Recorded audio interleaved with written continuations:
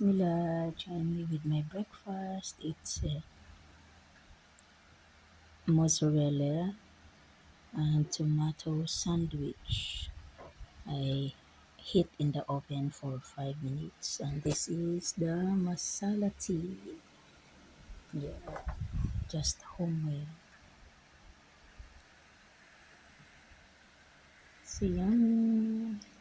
And Borhan have some prata here and fried eggs. Very nice. Alhamdulillah.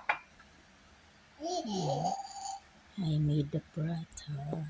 And for sir, this is my breakfast. And.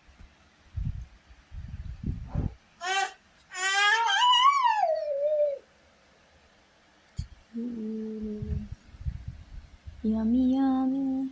Borhan chai.